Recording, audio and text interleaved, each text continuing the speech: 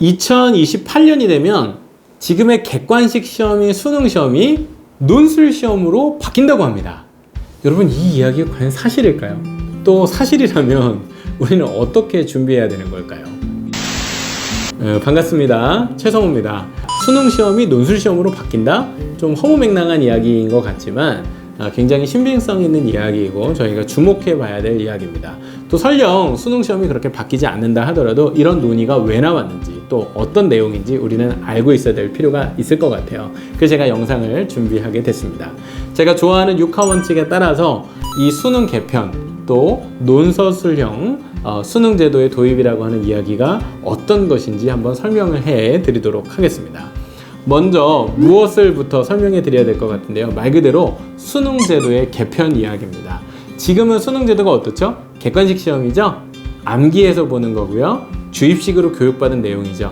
주입식으로 교육받은 내용을 꼼꼼히 암기해서 객관식 시험을 보는 것인데 자, 이러한 수능 시험의 근본적인 변화를 미래형 수능의 도입이다 라는 화두를 가지고서 이야기하고 있습니다.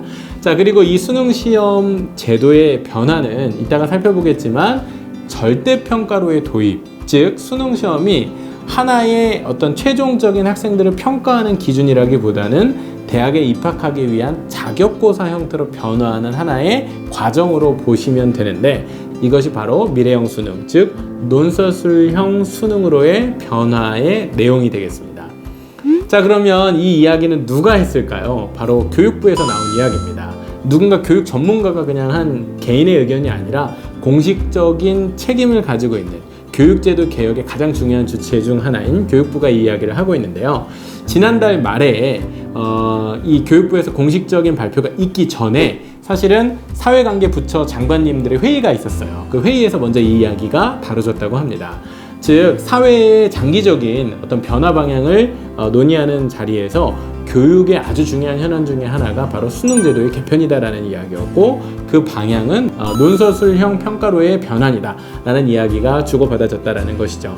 교육부에서 실제로 2022년부터 이러한 개혁 과정에 대한 본격적인 논의를 착수하겠다라고 지난달 이야기를 했다고 하니까 그 기간이 이제 한 1년도 채 남지 않은 것 같습니다. 내년부터는 이런 이야기가 더 본격적으로 많이 나오겠지만 또 우리 습관상 당장 닥쳐온 일이 아니면 미리 준비하지 않잖아요. 그렇기 때문에 제가 미리미리 알려드리도록 하겠습니다. 다음으로 우리가 어디에서 이 일이 있느냐, 뭐 당연히 우리나라겠죠. 근데 이 우리나라의 특성을 고려하기 위해서 제가 한 가지 팁을 드리면 일본을 좀 보셔야 돼요. 일본과 우리나라는 교육제도가 매우 닮아 있는데 사실 일본은 수능제도의 논서술형 시험으로의 이 전환 논의를 저희보다 훨씬 미리 앞서서 시작했습니다. 2012년, 그러니까 우리보다는 한 10년 정도 빠른 것 같은데요. 그래서 한 8년간 논의를 한 뒤에 일본의 수능 시험, 그 센터 시험이라고 하는데 그 센터 시험이 논서술형 시험으로 바뀐다는 결정을 이미 했고 2020년, 작년이죠. 이것의 도입을 이미 결정하고 준비를 해왔습니다. 그런데 2019년 말에 아주 급박하게 이 시험을 그대로 현행처럼 객관식 시험으로 한동안 유지한다. 즉 논서술형 시험을 도입을 보류한다. 이런 발표를 했는데 그 이유는 평가에 걸리는 시간과 비용이 너무 많이 들고 또 평가가 과연 공정한지 등에 대한 여러 가지 논의와 잡음들이 있었기 때문이라고 해요. 준비 부족이었다는 얘기죠. 한국은 과연 가능하겠는가? 그런데 일본이 아니라 한국이기 때문에 어쩌면 더 가능할 것 같아요. 약간 밀어붙이는 힘이 있잖아요. 그냥 한다 그러면은 왠지 되지 않을까? 그래서 일본은 더 신중하니까 뭔가 안 됐을 것 같은데 뭔가 한국은 화끈하게 하니까 될까? 뭐 이런 생각도 간단히 해봅니다. 자, 그러면 다음은 왜 이 논의가 나오고 있는지 한번 살펴보려고 하는데요. 첫 번째는 사회적이고 시대적인 요구 때문이죠. 자, 지금 4차 산업혁명 시대에 이제 뭐 이 이야기가 식상하죠. 핵심을 인공지능이라고 저는 생각을 하는데요. 인공지능과 우리가 경쟁하는 게 아니라 우리가 인공지능 위에 있어야 되잖아요. 근데 인공지능이 잘하는 게 뭐예요? 주입된 정보 기억하고 암기해서 그거 필요할 때 정보 내어주는 거예요. 객관식 시험이요? 너무 잘해요. 그러니까 지금 기준으로 봐도 사실 인공지능이 맘먹고 공부하면 수능 시험 우리보다 훨씬 더 잘 볼 거예요. 너무 충격적인가요? 근데 이거는 사실은 이미 밝혀지고 있는 내용들입니다. 자, 그렇기 때문에 사실 이 수능 시험의 제도라고 하는 특징 자체가 인공지능보다 더 나은 인재를 찾아내기에는 적합하지가 않아요. 또 그러한 방향성을 가지고 수많은 학생들이 공부를 하고 있기 때문에 교육과정 자체가 굉장히 비효율적이고 새로운 시대의 문제 해결적 사고, 창의적 사고, 융합적 사고를 할 수 있는 인재들을 기르거나 선발하는데 모두 부적절하다라는 게 학계에 또 기업에 사회에 모두에 합의된 결론입니다. 자, 그런데 두 번째 조건이 바로 이러한 변화를 많이 바꾸는데 기여할 것 같아요. 저는 교육제도의 이 개편이 어떤 특정 시기에 아주 급속하게 이루어진다고 생각을 하는데 그 기점이 되는 해가 아마 2024년과 2025년일 겁니다.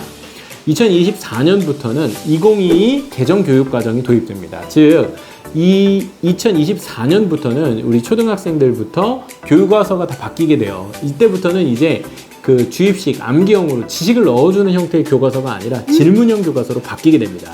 교과서 자체가 아예 근본적으로 이제 사고하고 질문하는 교과서로 바뀌기 때문에 이제는 교육 시험의 제도가 바뀌는 것 또한 함께 이루어져야 되는 변화인 것도 당연하겠죠. 그리고 2025년 그 다음 해가 되면은 고교 학점제가 고등학교에 전반적으로 예외 없이 전면 도입되게 됩니다. 고교 학점제는 이런 거예요. 이제는 고등학생들이 자기가 원하는 수업들을 선택해서 듣고요. 이제는 그 선택해서 들은 시험의 학점이 이젠 절대 등급으로 나오게 됩니다. A, B, C, D, E. 자, 지금 중학교는 절대평가고 고등학교는 상대평가죠. 근데 고등학교도 절대평가로 바뀐다는 거예요. 물론 모든 과목은 아니고 어느 일부 선택 과목들에게 적용되고 제한된 내용이긴 하지만은 평가 전체에 절대평가가 섞여 들어온다는 것은 절대평가로서의 의미가 굉장히 과거에 비해서는 커지는 것이고 상대평가의 부담이 경감되는 것이기 때문에 아주 큰 변화라고 할 수 있습니다. 자, 이러한 두 가지 변화들을 고려해 볼 때 2024년과 25년. 자, 특히나 2024년 같은 경우에 한 가지 의미가 더 있는데 바로 그것은 2028년도 수능 제도가 바뀌게 된다면 우리가 가정을 해보면 4년 예고제이기 때문에 2024년에는 어떻게 시험이 바뀔 것이다 예고를 해야 돼요. 즉 2024년에 예고를 하면 2028년부터 수능 제도가 바뀐다는 것인데 그런 의미에서 2024년과 2025년 굉장히 중요하겠죠. 내년부터 본격적인 논의가 시작된다고 하는데 앞으로 한 4년 정도의 시간 동안에 수능제도 개혁에 대한 본격적 논의가 훨씬 더 활발하게 이루어질 겁니다. 자, 그러면 어떻게 바뀔 것이냐. 자, 그 제도의 개혁 과정은 크게 보면 투 트랙으로 나눠봐야 됩니다. 제도 자체의 개혁이 있을 것이고 그 제도의 개혁을 가늠해보기 위한 현장에서의 샘플, 예시를 테스트를 해보는 과정들이 함께 이루어질 텐데요. 자, 먼저 이론적인 의미에서의 개혁 과정에서는 해외 사례, 이미 논서술형 교육을 전반적으로 시행하고 있는 유럽 사례라든지 아니면 일본의 제도 개혁 사례 등을 참고할 것이고요. 자, 우리나라 같은 경우에도 이런 교육 제도의 개편안에 대한 로드맵들 이미 작년에 보고서가 나왔어요. 전국 시도 교육감들이 다 모여서 대입제도 개혁안에 대한 로드맵을 이미 만드셨는데 그런 내용들을 참고해서 아마 이제 이론적으로 더 그것을 정교하게 만드는 과정, 또 논서술형 평가가 과연 공정하게 이루어질 수 있는지 사회적 합의를 도출하기 위해서 여러 가지 이론적인 고민들을 이제는 대중들에게 넓히고 논의하는 과정들이 이루어지게 될 겁니다. 또 하나는 교육 현장에서의 변화인데요. 교육 현장에서 논서술형 시험을 여러 형태로 아마 시도를 해볼 거라고 저는 생각합니다. 예를 들면 중학교 과정은 이미 절대평가 기준을 가지고 있기 때문에 논서술형 시험으로 전면적으로 바꿔보기에 훨씬 더 좋은 토양을 가지고 있어요. 이미 한 학기 특정 과목에 제한해서 중학교는 객관식이 많이 없어지고 있죠. 논서술형 시험의 비중이 이미 50%를 넘어가고 있는데 또 이 얘기도 새로울 수 있겠습니다만은 중학교는 지금 그렇습니다.